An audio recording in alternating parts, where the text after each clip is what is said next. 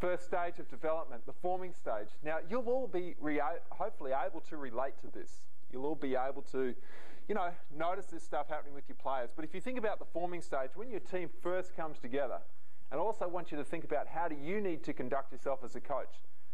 Because what this is all about is taking an opportunity to create a solid foundation. Because if you don't create a solid foundation, the reality is that, and this is not just theory, this is the reality, if you don't create that foundation and set that framework, you don't define the standards, the expectations, the behaviours, the culture of your team. It just emerges, and it may not be the culture that you want. And we see that happen all the time.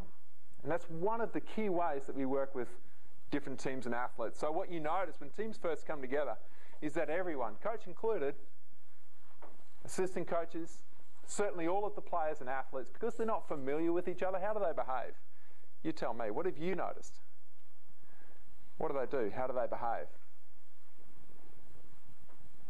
They're really polite. They're polite. They're like you guys now. Okay? So if we were together for a lot longer, it would get past the point of, should I say something? Should I not say something? It would just be, look, this is my opinion. I'll throw it out there and we'll have a discussion about it. But basically, people are on their best behaviour. And a way that we describe that from the language of DISC is we say that people are highly adaptable to others. And so, they tiptoe around each other. They don't want to step on people's toes. They don't want to get into your personal space or perhaps offend you. And so what's the issue with that? I mean, in terms of performance, is it likely that you're going to get really high performance if people are behaving that way?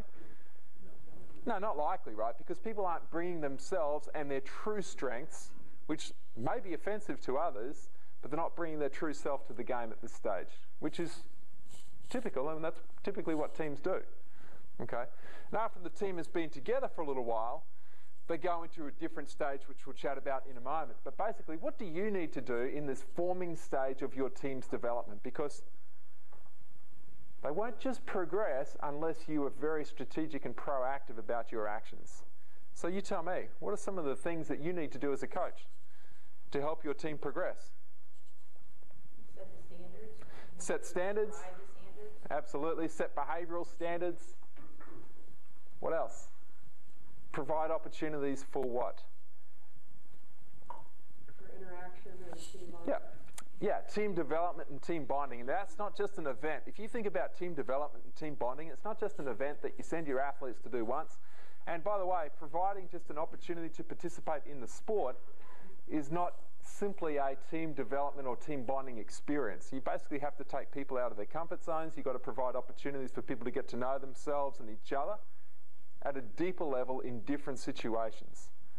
Okay, but the key to this is trying to get players to understand themselves and trying to get players to understand, certainly you as the coaches, but also their fellow team members or squad members for that matter.